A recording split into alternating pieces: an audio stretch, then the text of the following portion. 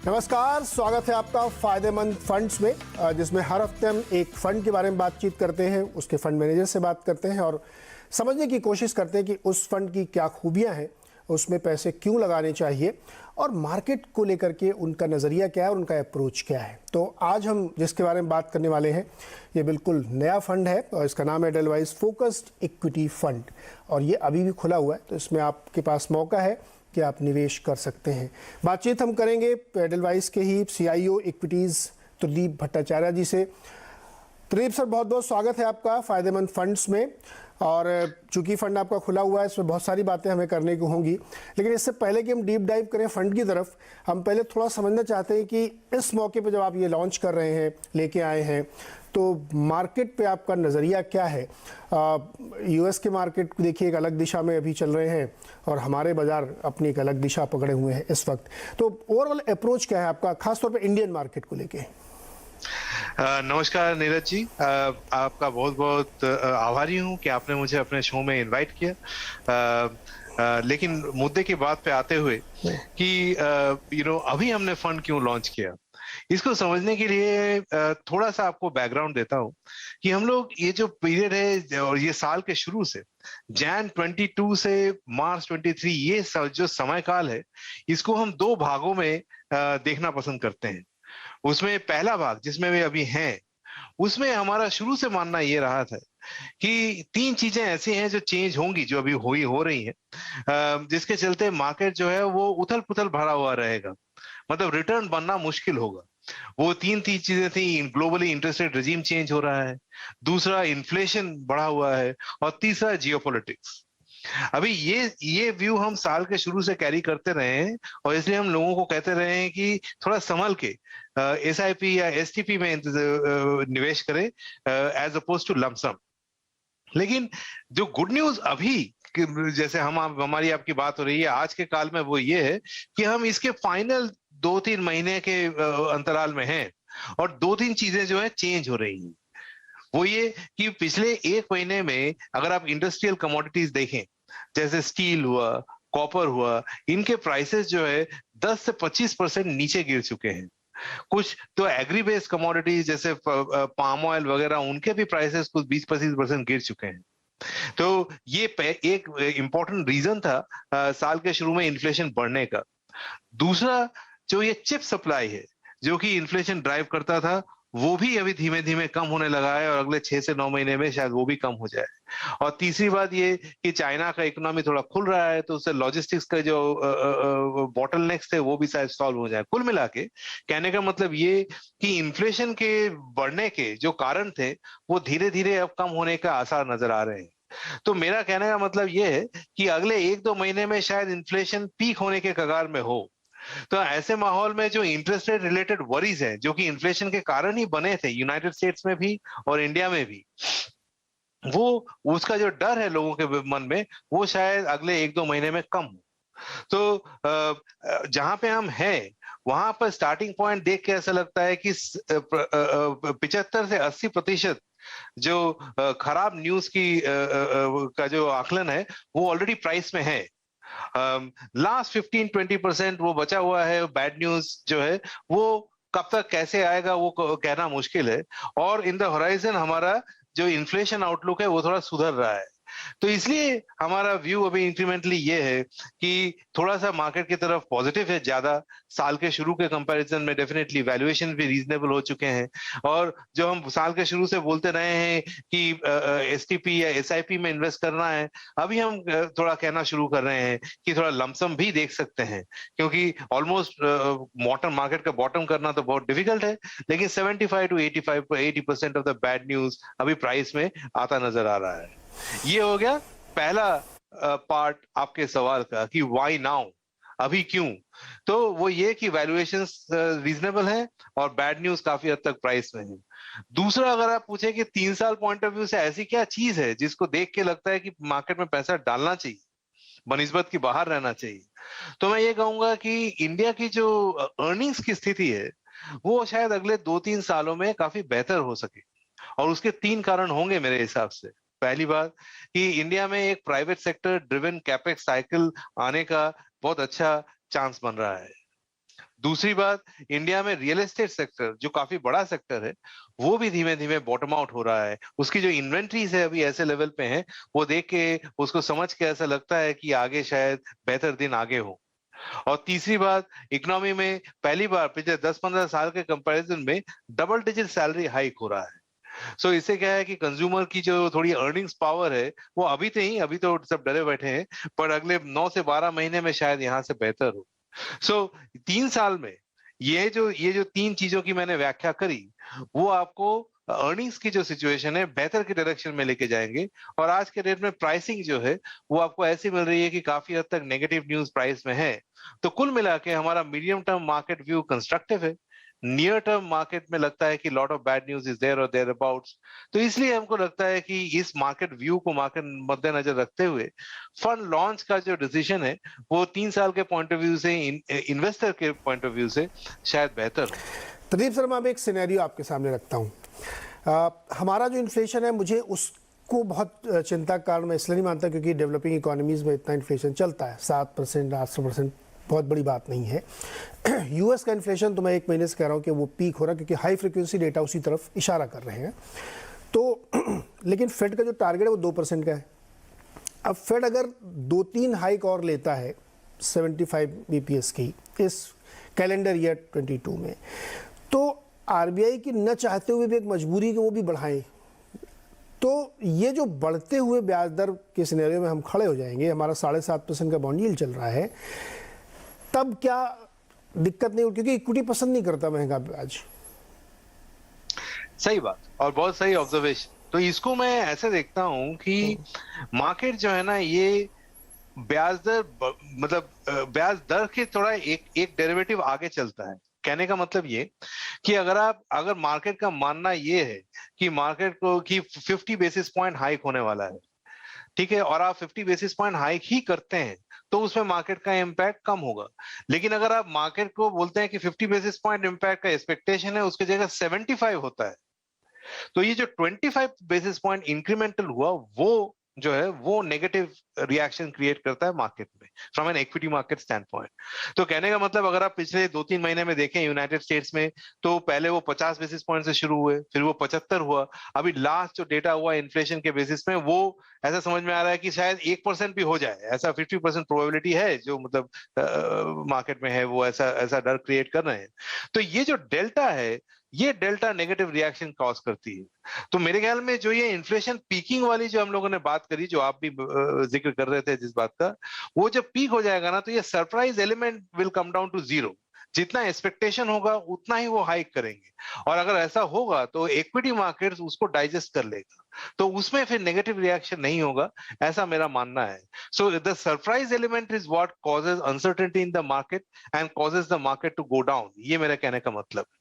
नहीं, बढ़िया, अच्छे से आपने एक्सप्लेन किया कि वो सरप्राइज एलिमेंट अगर निकल जाए और डिस्काउंट हो जाए कि हाँ ठीक है 3 बार 75 बीपीएस बढ़ा ले, तो ठीक है बढ़ा लीजिए, क्या दिक्कत, हम तो पहले से मान के चल रहे हैं। हालांकि अब आजकल लोग 1% की बड़ी बड़ी बातें रोज करते हैं वहाँ तो इस बात का भी एक इंडेक्स बना हुआ है कि आज 1 वाले कितने परसेंट हैं, 75 वाले कितने हैं। बड़ा इंटरेस्टिंग है यूएस के मार्केट। एक इंडियन संदर्भ में एक और सवाल है सर, उसके बाद फिर मैं आपके फंड की डिटेलिंग पे आता हूँ। जो करेंसी है हमारी, नियर 80 $1 का भाव है। पिछले 2022 के ही अगर आप 6-7 महीने ले लें तो इसमें करीब 7.5% की डेप्रिसिएशन हुई है। हर साल एवरेज है कि पिछले 50 सालों में 2-3% का डेप्रिसिएशन हर साल होना चाहिए, लेकिन अगर 2-3 साल से नहीं हुआ तो एक झटके में हो गया। अब वो इस साल हो गया है। करेंसी क्या हमारे लिए कोई चैलेंज पोज कर रही है, या लग रहा है कि चलो 80 पहुंच गई, अब ये भी एडजस्टेड है, इसको भी लोगों ने पचा लिया है?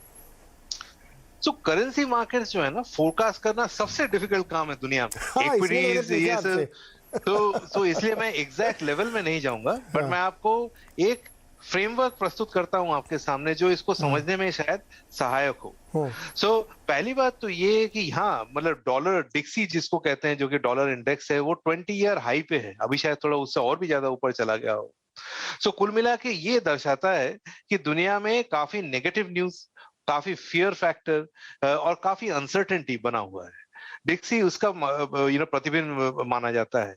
लेकिन अगर आप इंडिया की करेंसी का डिक्लाइन देखें रिसेंट टाइम्स में भी, और उसको कंपेयर करें कि हमारे डेवलप्ड मार्केट और बाकी इमर्जिंग मार्केट करेंसी के कंपैरिजन में अब रुपी जो है वो कितना गिरा है, ज्यादा गिरा है, कम गिरा है, तब आप पाइएगा कि हमारी करेंसी रिलेटिवली बहुत हद तक स्टेबल रही है। जबकि आपने कहा कि 6 से 7% गिरी है, बाकी इमर्जिंग मार्केट कंट्री में 20 से 25% का भी डिवैल्यूएशन हुआ है। सो इसके कॉन्टेक्स्ट में एक्चुअली अल्टीमेटली देखना पड़ेगा, क्योंकि जो पैसा फ्लो होता है वो हमेशा रिलेटिव होता है, या तो वहां जाएगा या यहाँ आएगा। तो इसलिए करेंसी डिप्रिसिएशन को एब्सोल्यूट टर्म्स में नहीं देख के रिलेटिव टर्म्स में देखें तो हमारा जो ऑन द ग्राउंड सिचुएशन है जो काफी बेहतर है। और जैसे आप पहले कह रहे थे कि इन्फ्लेशन की आउटलुक है, पर हमारे उतनी बुरी हालत नहीं है जितनी कि शायद यूनाइटेड स्टेट्स में हो। तो ये सबको दर्शाते हुए हमारा करेंसी का जो रिलेटिव स्ट्रेंथ है वो अभी भी स्ट्रांग है as opposed to absolute strength. यही मेरा मेरा मानना है। बिल्कुल सही सर, और मुझे उम्मीद है कि ये वाला पीस हमारे एफआईआई भाई लोग सुन रहे होंगे और वो इसको अच्छी तरह समझ लेंगे कि रिलेटिवली इंडियन करेंसी येन के मुकाबले देखिए आप, यूरो के मुकाबले देखिए आप, बहुत ही स्ट्रांग है। इवन युआन के मुकाबले भी आप देखिए तो बेटर पोजीशन है हम लोग। सर अब हम लोग बातचीत करेंगे आपके फ़ंड के बारे में। जो आपने ये नया फ़ंड शुरू कर रहे हैं आप, इसके सालिएंट फीचर्स क्या है, मतलब क्या खूबी है इसमें, ये बाकी फंड की इस भीड़ से अलग कैसे है? इसको मैं दो भाग में लूंगा इसके आपके सवाल का। तो हम पहली बात तो ये फोकस फंड लॉन्च कर रहे हैं, तो पहला ये सवाल आता है कि क्यों focus fund versus many other diversified fund, और दूसरा ये सवाल आता है इसमें कि इडलवाइज का फोकस फंड क्यों, जबकि काफी सारे फोकस फंड ऑलरेडी मार्केट में हैं। तो आपके ये क्वेश्चन का दो भाग में उत्तर देते हुए मैं कहूंगा कि फोकस फंड इसलिए क्योंकि मतलब एक स्टडी मैंने देखी थी कुछ समय पहले जो मेरे साथ अभी भी रहती है, मेरा काफी मतलब उस पर ध्यान रहा है, वो ये कि हालांकि वो की गई यूनाइटेड स्टेट्स के मार्केट में, क्योंकि वहां पे काफी लंबा डेटा मिलता है। तो एक साइंटिस्ट हैं, उन्होंने फाइनेंशियल साइंटिस्ट हैं, उन्होंने ये समझने की कोशिश करी कि 100 साल का अगर यूएस का रिटर्न देखें तो उसमें कितने प्रतिशत स्टॉक्स जो हैं वो सारे पूरे मार्केट का रिटर्न को एक्सप्लेन करते हैं। और जो उनका आउटकम आया वो बहुत ही सनसनीखेज रहा, सो मच सो कि वो काफी सारे एकेडमिक जर्नल्स में पब्लिश हुआ। उसका आउटकम ये था कि only 4% of the stocks explain 100% of market returns over a period of close to 100 years. बाकी जो 96% है, the 96% of the stocks, their returns match just the T-bill returns. So कुल मिला के the holy grail कह लीजिए of investing is basically that 4% which explains majority of the returns. अब India में इतना लंबा डेटा तो 100 साल का मिलता नहीं है, लेकिन पिछले 20-25 साल का अगर डेटा देखें और उसका आकलन करें तो हमें इंडिया में भी उसी तरीके का ट्रेंड देखने को मिलता है। तो इसलिए हमें लगता है कि focused investing as a method of investing definitely works, और एज अल्फा मैनेजर हमारी हमेशा कोशिश ये होनी चाहिए, और ये है इस केस में, कि हम ऐसे वो 4% की तरफ हमारा ध्यान करें जो हमारे हाई कन्विक्शन बेट्स हों, जो कि इन्वेस्टर के लिए अल्फा क्रिएट कर सके। तो इसलिए हमको लगा कि बाकी सारे कैटेगरीज में के बनस्बत फोकस फंड जो कैटेगरी है वो अच्छा रहेगा अल्फा क्रिएशन के लिए। ये पहली बात। दूसरी बात, ईडलवाइज फोकस फंड में ऐसा क्या खास है जबकि काफी सारे फोकस फंड मार्केट में हैं? तो इसमें मैं कहूंगा कि एटलीस्ट एक साल में जो हमने फंड लॉन्चेस देखे हैं, ये सारे फंड लॉन्चेस कुछ हद तक बेसिकली इंडिया की जो इकोनॉमिक रिकवरी है जो अगले 2-3 साल में आएगी, जिसका मैंने भी जिक्र किया आगे, वो खेलने के लिए वो उस पॉइंट ऑफ व्यू से लॉन्च की गई। Whereas जब हमने अपना जो थोड़ा सा डिफरेंशिएट करने का कोशिश किया, उसमें हमने ये कोशिश करी है कि हम वैसे थीम्स खेलें जो कि इंडिया के इवोल्यूशन को ठीक से दर्शाती हो। सो इसका मतलब ये कि 10 साल पहले शायद हम एक रोटी कपड़ा और मकान इकोनॉमी थे, आज हम एक एस्पिरेशनल इकोनॉमी है। मे बी अगले 20 साल में हम एक मैच्योर इकोनॉमी बनने की तरफ जा रहे हैं, लेकिन जो थीम अभी एप्लीकेबल है वो शायद बाद में 20 साल बाद एप्लीकेबल ना हो। तो ये सिनेरियो को ध्यान में रखते हुए, अभी इंडिया की इवोल्यूशन को ध्यान में रखते हुए, हमने 3 थीम डिसाइड किए हैं जो हमें लगता है कि आज के डेट में सबसे इंपॉर्टेंट है from A wealth creation stand point. ये थीम्स हैं ब्रांड्स, मार्केट शेयर गेनर्स और इनोवेशन। सो हम जो अपने फोकस फंड में, जो कि ये 25 से 30 स्टॉक का एक पोर्टफोलियो होगा, हम हमारे स्टॉक्स को इन 3 थीम के अंतर्गत जो स्टॉक्स बनते हैं उसमें हम इन्वेस्ट करने की कोशिश करेंगे और वो उसमें इन्वेस्ट करेंगे। सो ऐसा करने से हमें लगता है कि ये जो थीम है ना, ये अगले 2-3 साल के परे है। इसका मतलब ये है कि ये 10-15 साल तक वैलिड रहेंगे इंडिया में, नंबर 1। और इंडिया के करंट जो सिचुएशन है उसके मुताबिक है।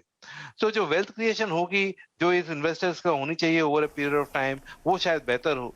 तो इस पॉइंट ऑफ व्यू से हमने ये थीम डिसाइड करी है। जी प्रदीप सर, और हम इसमें पॉजिटिव। मैं एक छोटा सा ब्रेक लूंगा यहाँ पे, लौट के आएंगे तो फिर हम इन्हीं जो आपकी फोकस 3 थीम है जिसको आपने हमें बताया, उन थीम्स के अंदर सेक्टर्स का आप नाम ले सकते हैं या हमको थोड़ा और समझा सकते हैं कि कैसे हो, या इसको और डीप डाइव करें तो ग्रोथ वर्सेस वैल्यू में आप कुछ देखते हैं, क्या देखते हैं एग्जैक्टली मैं उस जगह तक पहुंचने की कोशिश करूंगा। बहुत ही छोटा सा कुछ सेकंड्स का ब्रेक है।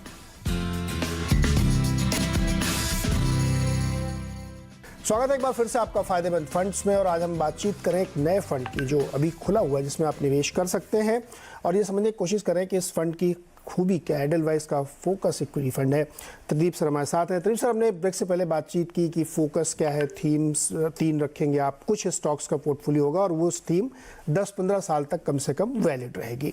अब इसको थोड़ा सा और करीब ले जाते हैं, ये समझने की कोशिश करते हैं कि उसमें कौन से सेक्टर्स हो सकते हैं, ग्रोथ वाले स्टॉक्स होंगे या वैल्यू वाले स्टॉक्स होंगे, या मैंने पूरे गुलदस्ते में से मेरे को 3 फूल चुनने, उसमें सारे कोई फार्मूले नहीं लगा, जो सबसे अच्छा करे वो 3 फूल ले लूंगा मैं, ये ऐसा आपने बनाया? इसमें जैसे मैंने कहा कि हमारे 3 थीम्स होंगे। एक होगा ब्रांड्स, दूसरा होगा मार्केट शेयर गेनर्स, और तीसरा होगा इनोवेशन। इन 3 थीम को अगर हम एक डीप डाइव करें तो आप पाइएगा, और हमारा ऐसा मानना है कि अगर हम एक एक थीम करके लें तो पहला ब्रांड्स। मुझे लगता है कि इंडिया का जो अभी करंट मौजूदा हालात है उसमें जो पर कैपिटा जीडीपी है ये 2000 है, और ये अगले 10 साल में ये 2000 के 4 से 4000 की तरफ अग्रसर होगी। इस कार्यकाल में और इस समय में मेरे ख्याल में जनरली इकोनॉमीज में देखा गया है कि जो ब्रांड एडॉप्शन है वो काफी बढ़ जाती है। ये B2C केस में भी वैलिड होती है और ये B2B टाइप ऑफ कंपनीज में भी वैलिड होती है। तो कुल मिला के ये बाकी कंट्रीज में जैसे साउथ कोरिया हुआ, यूनाइटेड स्टेट्स हुआ, पिछले 100 साल में भी इसको देखने को मिला है। तो इंडिया का जो करंट सिचुएशन है उसमें ये काफी हद तक एकदम फिट बैठती है। इसमें होगा ये कि कुछ कंपनीज जो आज के डेट में छोटे ब्रांड हैं वो अगले 10-15 साल में काफी बड़े ब्रांड बन जाएंगे, कुछ शायद देश में रहेंगे, कुछ बाहर हो जाएंगे, इस तरीके से। तो ये जो जर्नी है ये equity market point of view के लिए से अगर देखा जाए तो इन्वेस्टर्स के लिए काफी फायदेमंद हो सकती है, ऐसा हमारा मानना है। तो हमारे पोर्टफोलियो में कुछ स्टॉक्स इस टाइप के होंगे जो ब्रांड कहलाए जाएंगे। दूसरा मार्केट शेयर गेनर्स। ये पिछले 5 साल में अगर आप देखें इंडिया में तो एक मोदी कार्यकाल में तो एक बड़ी इंपॉर्टेंट चीज हुई, वो ये कि हर जगह कुछ ना कुछ रिफॉर्म देखने को मिला। चाहे आप डिमोनेटाइजेशन देख लीजिए, जीएसटी रिफॉर्म देख लीजिए, लेबर रिफॉर्म देख लीजिए, ऐसा कोई सेक्टर शायद अछूता नहीं रह गया जहां पे कि रिफॉर्म्स ना हुआ हो। इसका हम इन्वेस्टमेंट अगर पार्लेंस में देखें तो एक इसका इम्प्लीकेशन बहुत ही क्लियर है, वो ये कि जो ऑर्गेनाइज सेक्टर है वो काफी हद तक मार्केट शेयर गेन करेगी अनऑर्गेनाइज सेक्टर के बनिस्बत। ये जो हमारी दूसरी थीम है मार्केट शेयर गेनर्स की, इसमें हम उस टाइप के कंपनीज अक्रॉस सेक्टर्स खेलने की कोशिश करेंगे जो मार्केट शेयर गेन करती हुई नजर आएंगी अगले 10-15 साल। ये मार्केट शेयर गेन करते हुए मेरे हिसाब से पर्टिकुलरली सिक्लिकल कंपनीज में जो कि कायदे से काफी हद तक वैल्यू जोन में आती हैं, उसमें आपको देखने को मिलेगा कि कुछ कंपनी सिक्लिकली काफी बड़े हो जाएंगी अगर वो मार्केट शेयर गेन करती रहे तो। ये हमारा सेकंड थीम है और हमको लगता है कि इस एरिया में भी अगले 10 साल में पैसे लोगों की काफी बनने की आशा है। तीसरा थीम है इनोवेशन। ये इनोवेशन का जो थीम है ये जितना ग्लोबल है उतना ही लोकल है। इसका मूल सिद्धांत ये है कि पिछले 100 साल के बनिस्बत अभी जहां हम हैं सबसे ज्यादा डिसरप्शन देखने को मिल रहा है हर सेक्टर में। तो इसको हम खेलने की कोशिश करेंगे, कुछ कंपनीज जो कि प्रॉफिटेबल हो और साथ में ग्रोथ भी दिखाती हूँ। ऐसे लोग जनरली इनोवेटर नहीं होते हैं, इनको हम कहते हैं इनेबलर या फिर एडेप्टर। ये तो टाइप के कंपनीज होती हैं जो कि थीम जो इनोवेशन को पॉसिबल करवा पाती है लेकिन डायरेक्टली नहीं करती। ऐसे कुछ स्वीट स्पॉट हम ढूंढने की कोशिश करेंगे in this theme of innovation. तो कुल मिला के ये थीम हमारे मेन कार्यक्रम होंगे। प्रदीप सर, जो तीसरी थीम आपने बताया ना बहुत इंटरेस्टिंग है, इसमें मैं बात करूं लेकिन पहले एक बीच में क्वेश्चन आ गया मेरे दिमाग में कि जी। कुछ कंपनियां बिना प्रॉफिट कमाए मार्केट शेयर गेन करने की कोशिश कर रही हैं और दावा करती हैं, और वो इनोवेटर्स नहीं है। क्या आप उन पर फोकस करेंगे? जी, हमारा जो इडलवाइज एमएफ में जो एक इन्वेस्टमेंट फिलॉसफी है या प्रोसेस है, उसमें दो चीजों पे बहुत बड़ा ध्यान है। पहली बात ये कि हम उसको फेयर इन्वेस्टमेंट फ्रेमवर्क कहते हैं, बट उसका ज्यादा समय ना लेते हुए उसके दो इंपॉर्टेंट पार्ट्स हैं, which is a acceptable price और दूसरा रोबस्टनेस। ये रोबस्टनेस वाला जो थीम है, उसमें हम वही कंपनीज में फोकस करते हैं जहां प्रॉफिट बन रहा हो, जहां पे रिटर्न बन रहा हो। तो बेसिकली ग्रोथ के साथ में प्रॉफिटेबिलिटी और रिटर्न रेशियो, आरओई, आरओसी, ये भी इंपॉर्टेंट है। तो इसलिए इस तरफ जो टाइप की कंपनीज आप फोकस बोल रहे हैं, उसमें शायद हमारा ध्यान कम हो। और दूसरी चीज ये है, जो एक्सेप्टेबल प्राइस वाला जो पोर्शन है, उसमें हम वैल्यूएशन पे हमारा खासा ध्यान रहता है।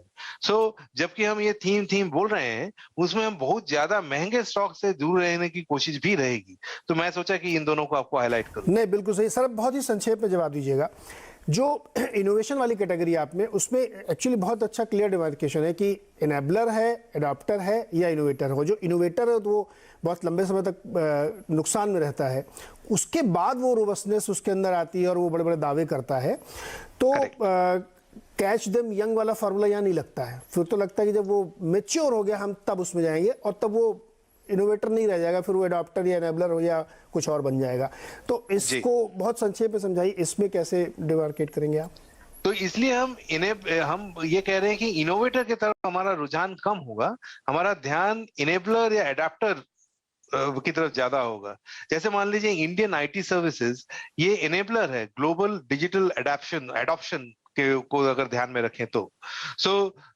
हम इनेबलर्स या ऐसी कंपनीज जो नट्स एंड बोल्ट्स प्रोवाइड करती हो to make the innovation happen, उसमें हमारा फोकस ज्यादा होगा, एज अपोज टू जो वो कंपनीज जो आपने डिस्क्राइब करी, जिनको काफी इन्वेस्ट करना पड़ता है to make things happen, which are called innovators. Correct. अच्छा सर, इसमें बहुत सी बात है, समाप्त करेंगे हम लोग।